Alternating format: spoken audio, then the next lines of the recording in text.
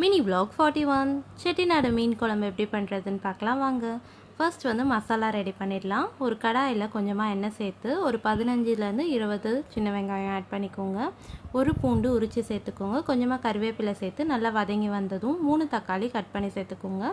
Masala 1 spoon மஞ்சத்தூள், 2 spoon குழம்பு மிளகாத்தூள், 1 ஸ்பூன் காஷ்மீரி மிளகாத்தூள் சேர்த்து நல்லா மிக்ஸ் பண்ணிக்கோங்க. மசாலா பச்சை வாசனை போனோடனே ஆற வச்சு மிக்சியில் சேர்த்து இந்த மாதிரி அரைச்சி எடுத்துக்கலாம். இப்போ ஒரு கடாயில் கொஞ்சமாக எண்ணெய் சேர்த்து தாளிப்புக்கு கடுகு வெந்தயம் சேர்த்துக்கோங்க. ஒரு பெரிய வெங்காயம், 3 பச்சை மிளகாய், கொஞ்சமாக கறிவேப்பிலை சேர்த்து நல்லா வதங்கி வந்த உடனே அரைச்சி வச்சுருந்த மசாலா சேர்த்து நல்லா மிக்ஸ் பண்ணிக்கோங்க.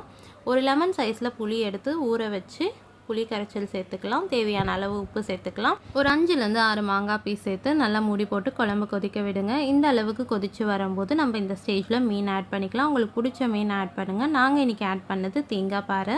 ஒரு 5 நிமிஷம் கொதிக்க விட்டு